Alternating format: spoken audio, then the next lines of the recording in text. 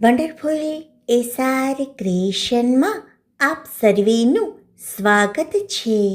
આજે આપણે જોઈશું પુરુષોત્તમ માસનો અધ્યાય પહેલો.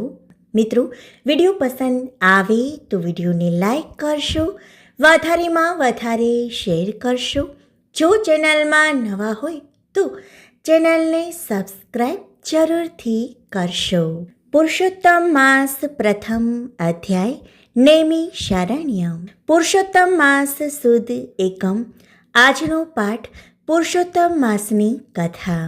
નેમિ શારણ્યમાં યજ્ઞ કરવાની ઈચ્છાથી ભૃગુ ઋષિ, અગસ્ત્ય ઋષિ, કપિલ ઋષિ, કાત્યાયન ઋષિ, ગૌતમ ઋષિ, કૌશિક ઋષિ, અત્રિ ઋષિ, ગર્ગ ઋષિ, જમદગ્નિ ઋષિ, ભારદ્વાજ ઋષિ, શૌનક ઋષિ, જૈમિની ઋષિ તથા ઉદ્દીલક ઋષિ આદિ અનેક ઋષિમુનિઓ તેમજ તપસ્વીઓ પોતાના શિષ્ય સમુદાય સાથે અહીં એકઠા થાય છે.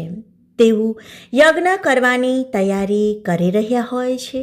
તે સમયે ભગવાન શ્રી વ્યાસના શિષ્ય શ્રી સૂત પુરાણી ત્યાં પોતાના શિષ્યો સાથે આવે છે.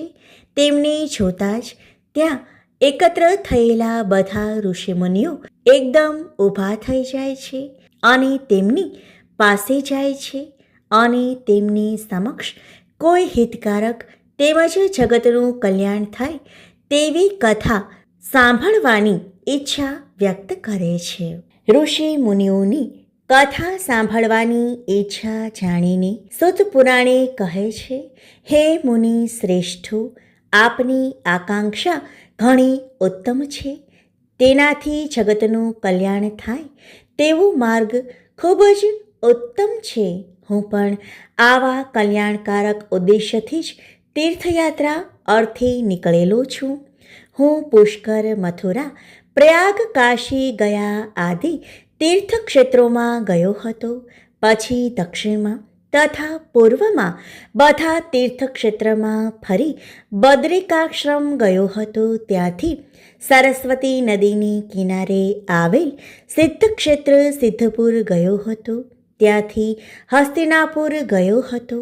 ત્યાં મને ખબર મળી કે રાજા પરીક્ષિત રાજપાટ છોડીને ઋષિ શાપથી મુક્ત થવા અર્થે ગંગા કિનારે ગયા છે. ત્યાં ભગવાન વ્યાસજીના 16 વર્ષના દિગંબર અને તેજસ્વી પુત્ર શ્રી શુકદેવજી કથા કહેવાના છે.